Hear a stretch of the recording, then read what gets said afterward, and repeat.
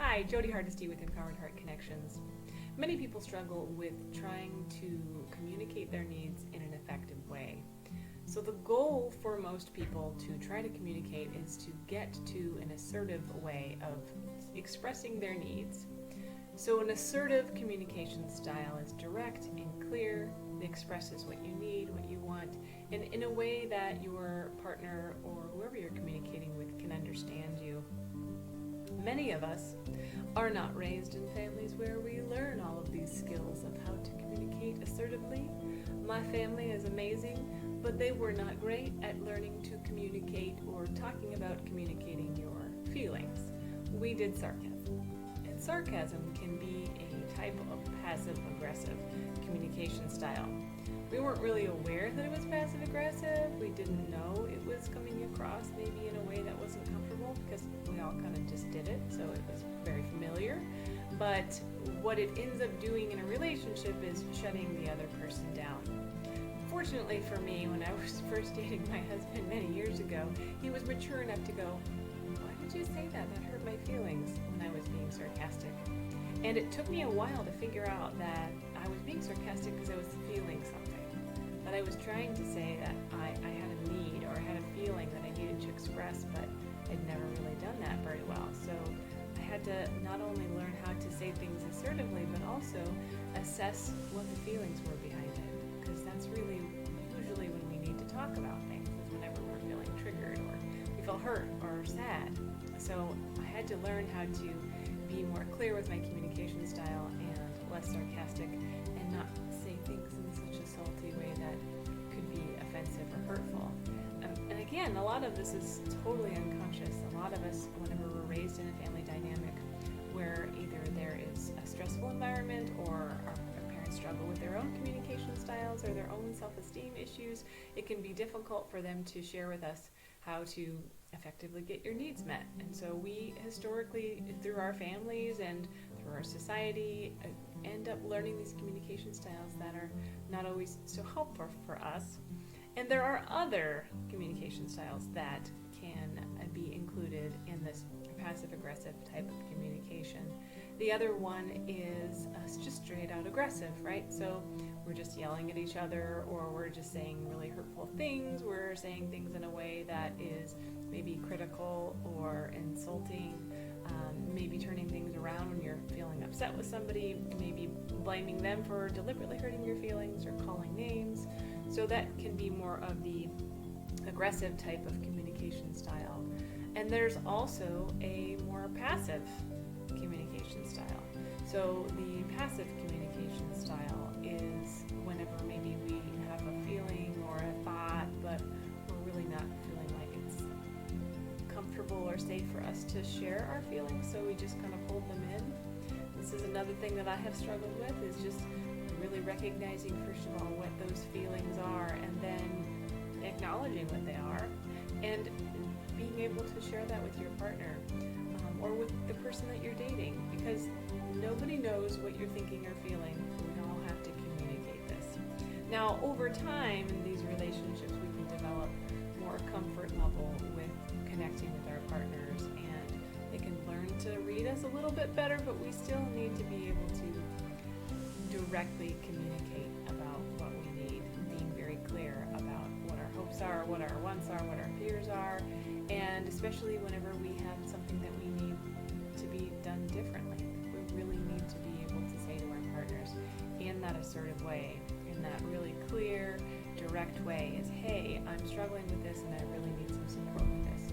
So for example, if you're feeling fearful about something, this is a good thing to talk to your partner about, and to be direct about it, to say, hey, I'm a little afraid that maybe if I share my emotions with you that you'll be mad at me or that you won't like me, and to be really clear with them that you're feeling uncomfortable about that it's not you, it's just my own fear that I'm trying to cope with, and sharing with them what your discomfort is before you even really talk about the subject, that, hey, I'm struggling with something and here's what it is, and is it cool if we kind of expand on that a little bit?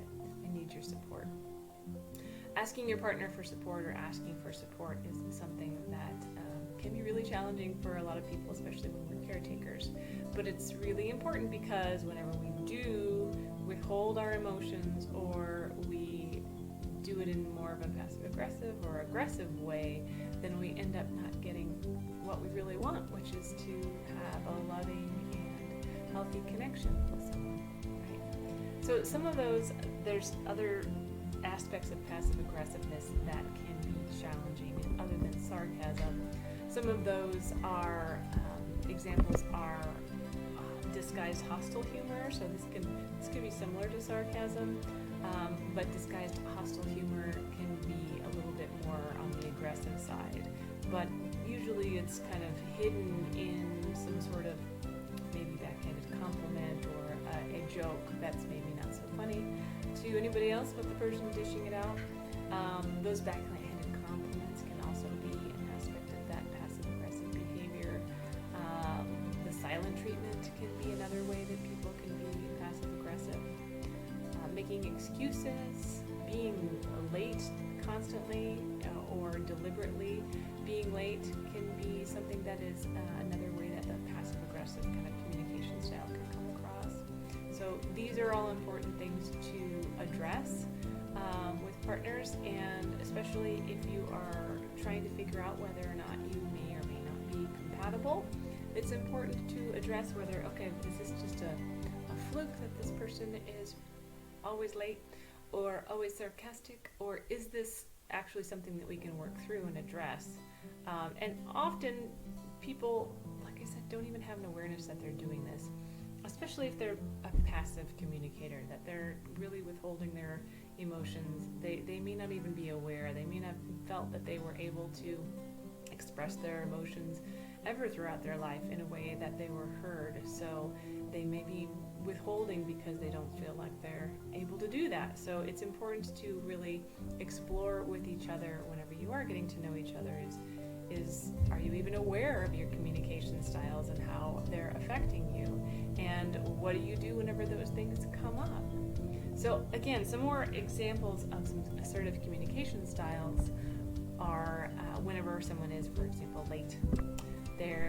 That's got to be really frustrating sometimes. It's whenever you're maybe late consistently to dates, to really use your assertive communication styles to say, hey, I'm struggling whenever you show up late consistently to dates.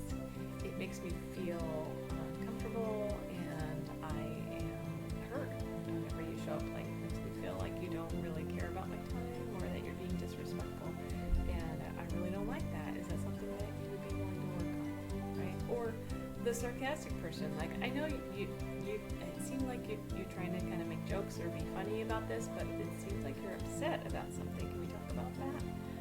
So to really make sure that you are clear with what's happening whenever this kind of uncomfortable communication style comes up, that you can address it in an assertive way. So to practice your own assertive communication styles, to make sure that you are clear about what your needs are and what you're experiencing.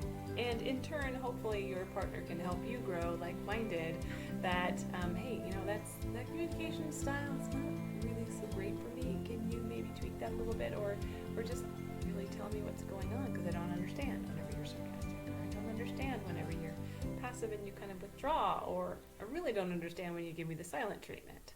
So making sure that you are reaching out and trying to make connections with someone whenever you are being a little concerned about the communication styles, or if you are feeling something, that really take the time to do the digging. And I know it's uncomfortable for most of us. Most of us haven't been well versed in our emotions, but to really do that digging and that self-exploration about, okay, what is it that I'm needing in the situation? What is it that I'm feeling? And why am I maybe communicating in a way that's not so helpful for me? And what can I do differently, right? When we talked about I statements videos, this is a great opportunity to utilize those I statements in an effective way to communicate. So I feel really uncomfortable when you're late to dinner and I'm waiting for you, and it makes me feel like I'm not important to you. And I really would appreciate it if you would work on that, right? So those are all I feel statements, as opposed to more of an aggressive approach, right? you're always late, you don't care about me, you're rude and disrespectful, and I don't want to date you anymore, right? That might be a little extreme. It may get to that point if they continue to do that, and that's really a hard thing for you. But to really be able to just slow things down a little bit. Okay, what is it that I'm feeling? What is it that I'm needing? And how do I get my needs met in a more assertive way? Thank you guys for watching, and